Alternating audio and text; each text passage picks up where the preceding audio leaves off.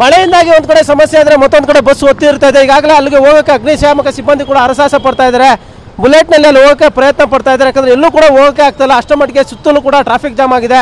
ಅವರು ಕೂಡ ಹರಸಾಹಸ ಪಡ್ತಾ ಇದ್ದಾರೆ. ಹೆಂಗೆ ಹೋಗ್ಬೇಕು ಅನ್ನೋದು ಗೊತ್ತಾಗ್ತಾ ಇದೆ. ರೋಡ್ ನಿಮ್ಗೆ ಹೋಗೋಕ್ಕೆ ಗೊತ್ತಾಗ್ತಿದೆ ಸರ್. ಹಿಂಗೆ ಹೋಗ್ಬೇಕು, ಸರ್ವಿಸ್ ರೋಡಲ್ಲಿ ಹೋಗ್ಬೇಕಷ್ಟೇ. ಸ್ವಲ್ಪ ಫುಲ್ ಜಾಮ್ ಇದೆ. ಅದೇ ಸರ್ವಿಸ್ ರೋಡಲ್ಲೇ ಹೇಳ್ತಿದ್ದಾರೆ ನಮಗೆ ಕಂಟ್ರೋಲ್ ಮೆಸೇಜು. ನಿಮಗೂ ಕೂಡ ಕಷ್ಟ. ಹೌದು ಸರ್, ಹೌದು. ನೋಡಿ, ಮಧ್ಯರಾತ್ರಿ ಆಯಿತು, ಸುಮಾರು 1 ಗಂಟೆ ಮೇಲಾಯಿತು. ಈಗಲೂ ಕೂಡ ಅವರು ಕೂಡ ಹೋಗೋಕ್ಕೆ ಅಲ್ಲಿ ಪರದಾಡ್ತಾ ಇದ್ದಾರೆ. ಈ ಒಂದು ಸಂಪೂರ್ಣವಾಗಿ ಈ ಒಂದು ಜಂಕ್ಷನ್ ಇದೆ, ಲುಂಬಿನಿ ಗಾರ್ಡನ್ ಜಂಕ್ಷನ್ನು, ಸಂಪೂರ್ಣವಾಗಿ 4 ಭಾಗಗಳು ಕೂಡ ಬರ್ತಾ ಇರುವಂಥ ವಾಹನಗಳು ಜಾಮ್ ಆಗಿರುವಂಥದ್ದು. ಟಿನ್ ಫ್ಯಾಕ್ಟ್ರಿಯಿಂದ ಇಲ್ಲಿಗೆ ಬರೋಕ್ಕೆ ಬರೋಬ್ಬರಿ 3 ಗಂಟೆಗಳಾಯಿತು ಅಂತ ವಾಹನ ಸವಾರರು ಹೇಳ್ತಾ ಇದ್ರು. ಅಷ್ಟರ ಮಟ್ಟಿಗೆ ಸಂಜೆ ಕೂಡ ಜಾಮ್ ಆಗಿದೆ. ಯಾವಾಗ ಬಸ್ಗೆ ದಿಢೀರಂತ ಬೆಂಕಿ ಬಿತ್ತು ಆವಾಗಲಿಂದ ಮತ್ತಷ್ಟು ಟ್ರಾಫಿಕ್ ಜಾಮ್ ಹೆಚ್ಚಾಯಿತು.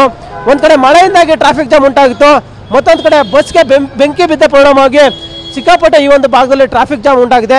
KR ಪುರಂ ಟು ಹೆಬ್ಬಾಳಕ್ಕೆ ಬರುವಂಥ ಮಾರ್ಗ ಮಧ್ಯದಲ್ಲಿ ಈ ಒಂದು ಅವಘಡ ಸಂಭವಿಸಿರುವಂಥದ್ದು. ಇನ್ನೂ ಕಾರಣ ಸರಿಯಾಗಿ ಗೊತ್ತೂ ಆಗ್ತಾ ಇಲ್ಲ. ಅಲ್ಲಿಗೆ ಅಗ್ನಿಶಾಮಕ ಸಿಬ್ಬಂದಿ ಹೋಗಿ ಕೂಡ ಇನ್ನೂ ಕೂಡ ಕಷ್ಟವಾಗ್ತಾ ಇದೆ. ಯಾವಾಗ ಬೆಂಕಿ ನಂಚ್ತಾರೆ ಅನ್ನೋದು ಕೂಡ ಹೇಳೋಕ್ಕೆ ಆಗ್ತಾಯಿಲ್ಲ. ಯಾಕಂದರೆ ಅಲ್ಲಿಗೆ ತಲುಪೋಕ್ಕೆ ಕಷ್ಟವಾಗ್ತಾ ಇದೆ. ಸುಮಾರು 5ರಿಂದ 6 ಕಿಲೋಮೀಟರ್ ಸಂಪೂರ್ಣವಾಗಿ ಟ್ರಾಫಿಕ್ ಜಾಮ್ ಆಗಿರುತ್ತೋ. ಮಧ್ಯರಾತ್ರಿ 1 ಗಂಟೆ ಆದರೂ ಕೂಡ ಇನ್ನೂ ಕೂಡ ಕಡಿಮೆ ಆಗಿಲ್ಲ. ಬೆಳಗಿನಿಂದ ಜಾವ ಆಗುತ್ತೆ ಅನ್ನೋ ಲೆಕ್ಕಾಚಾರ ಕೂಡ ಈಗಾಗಲೇ ಸಾರ್ವಜನಿಕರು, ವಾಹನ ಸವಾರರು ಹೇಳ್ತಾ ಇರುವಂಥದ್ದು. ಕ್ಯಾಮ್ರಾ ಪರ್ಸನ್ ಗಿರೀಶ್ ಜೊತೆ ಶಿವರಾಜ್ ಕುಮಾರ್, TV9 ಬೆಂಗಳೂರು.